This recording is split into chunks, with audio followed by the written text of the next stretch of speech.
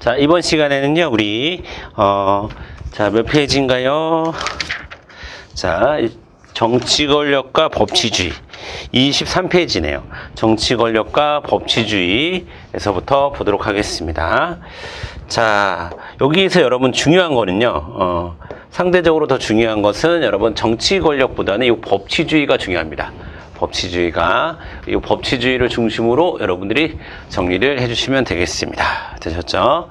자, 근데 정치 권력이라는 것은 어떤 것인지 좀 알아야 우리가 그 이유, 이제 나오는 파트들을 좀 이해할 수 있는데 좀 도움이 되는 정도 수준이에요. 정치 권력과 관련한 문제가 출제되지는 않을 겁니다. 아시겠죠? 자, 그러니까 이해하는 것 중심으로 여기는 좀 나가시면 되겠습니다. 자, 정치 권력이라고 하는 것은요, 국가 내 모든 개인과 집단을 포괄적으로 지배할 수 있는, 자, 강제성을 지닌 물리적 공권력이다라는 거.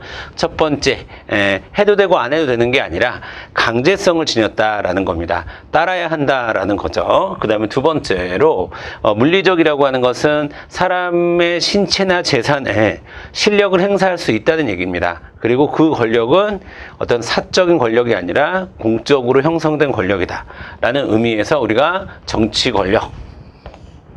권력은 공권력이다. 정치 권력은 강제적 물리력이다. 이렇게 보시면 되겠습니다. 자, 요것과 이 권력이라는 표현과 약간 대비되는 표현이 권위라는 표현이 있어요. 근데 일반적으로 권위는, 권력은 이제 전체적인 이제 강제성을 지닌 어떤 물리력 행사를 전체적으로 권력이라고 표현한다면, 권위는 그 중에서도 좀 자발적인 복종을 전제로 하는 경우에 권위라는 표현을 씁니다.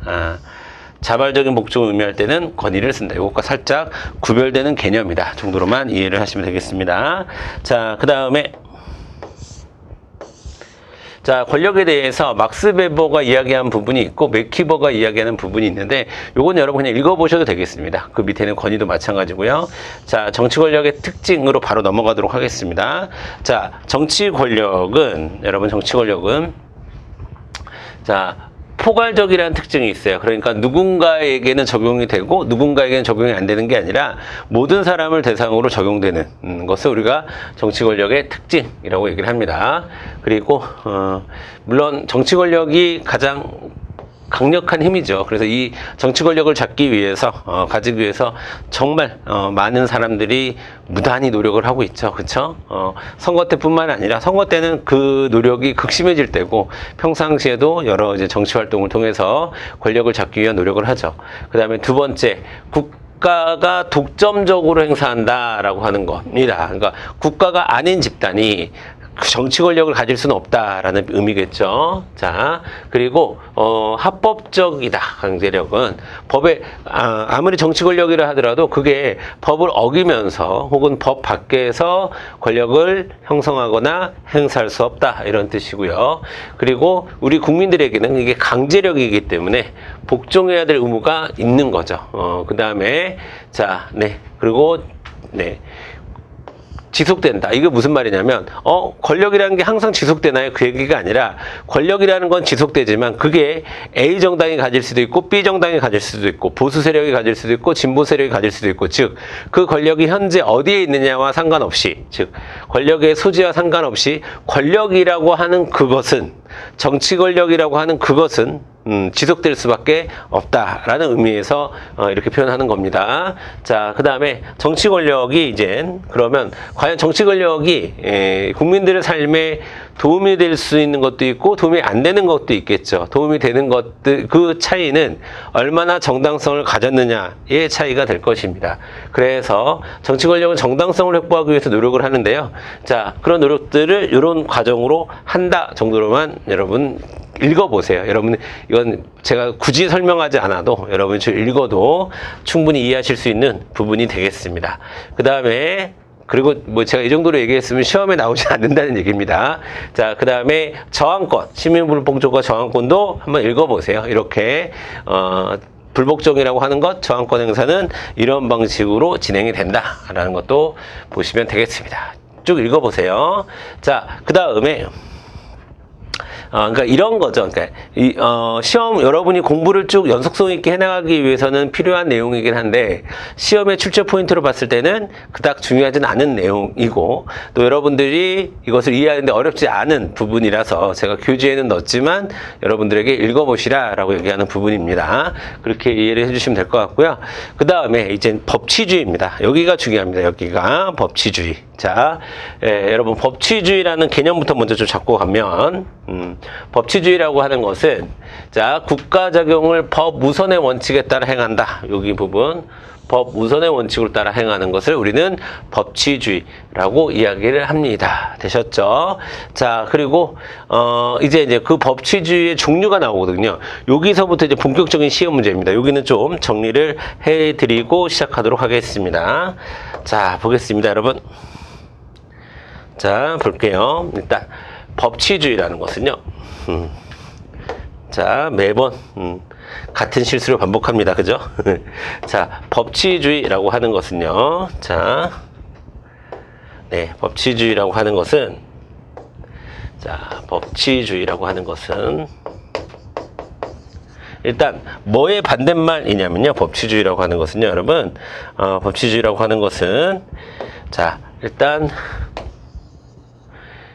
인치의 반대말이에요. 인치.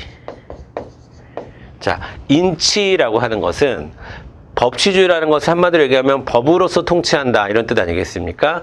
인치라고 하는 것은 사람이 통치한다라는 겁니다. 우리 과거에 고려시대나 조선시대 때 왕들의 모습을 보면 그러니까 왕이 통치하는 것, 왕의 기분에 따라서 뭐 이렇게 하기도 하고 저렇게 하기도 하고 왕이 마음에 안 들면 매우 쳐라라고 얘기하고 왕이 마음에 안 들면 그날로 잘라버리기도 하고 막 이러는 거잖아요. 그렇게 하지 말아라. 그러니까 인간에 의해서 통치가 되면 안 된다. 우리가 서로 약속한 서로 합의한 법에 의해서 정당성을 확보한 법에 의해서 통치가 되어야 한다. 이게 이제 법치주의 아니겠습니까? 그렇죠? 그래서 인치, 사람이 통치하는 것이 아니라 법이 통치하는 것이다 라는 의미에서 법치주의는 그 인치의 반대말로 사용되는 겁니다. 자, 이런 법치주의는요, 크게 두 가지로 구분할 수 있습니다. 두 가지로. 자, 첫 번째로는 형식적 법치주의라는 게 있습니다. 형식적 법치주의. 그 다음에 실질적 법치주의, 이렇게 크게 두 가지로 나누는데요. 자, 형식적 법치주의라고 하는 것은요, 법에 의한 지배를 강조합니다. 법에 의한 지배. 반면에 실질적 법치주의는 법의 지배를 강조합니다. 이게 여러분들이 조금 헷갈리시는 부분입니다. 법에 의한 지배, 법의 지배 똑같은 말 아니야? 둘 다 법을 강조하는 말 아니야? 라고 생각하실 수 있겠지만 이렇게 이해하시면 좀 쉽습니다. 여기서 이야기하는 법과 여기서 이야기하는 법이 서로 다른 법이라는 겁니다. 자, 형식적 법치주의에서 이야기하는 법에 의한 지배 라는 것에서 이야기하는 그 법은 요 법은 통치의 수단적 의미의 법입니다. 통치 수단으로서의 법을 의미하는 겁니다. 자, 반면에 법이 지배한다. 법의 지배. 이것은 이 의미는 자, 이 의미는 이때의 법은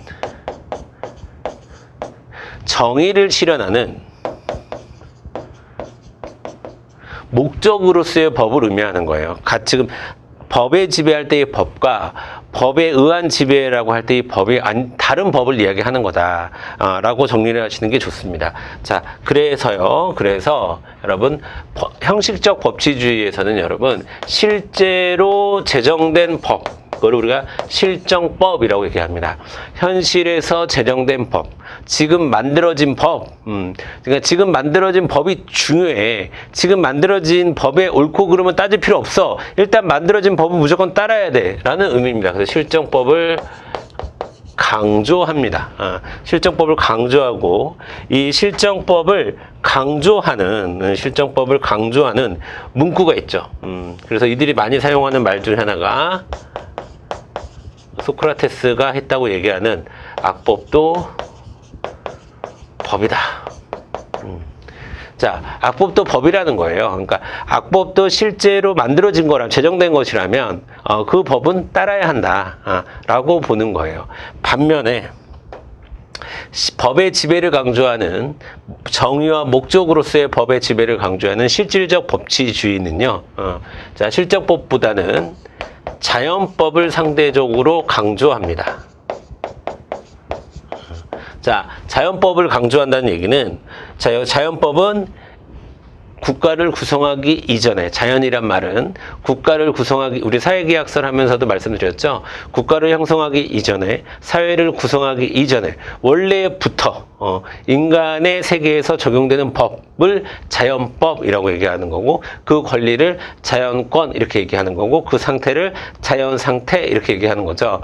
자, 그래서 자연법을 강조합니다. 원래부터 인간들이 사회가 구성되지 않아도, 법이 만들어지기 전이라도 원래부터 인간들 사회에서는 이것들이 지켜져야 돼 라고 생각하는 거야. 그래서 이들은 악법도 법이라고 생각하지 않습니다. 악법은 잘못된 거야. 악이잖아. 그럼 잘못된 거지. 고쳐야지 이렇게 생각하는 거고요. 그 다음에 그 누구도 통치 수단으로서의 법을 생각하지 않기 때문에 그 누구도 법을 통해서 통치를 하는, 그러면서 자기는 법 밖에서 벗어나는 그런 행동은 하면 안 돼 라고 주장을 합니다. 그래서 이들은 이런 게 자연법이라, 모든 사람은 법 앞에서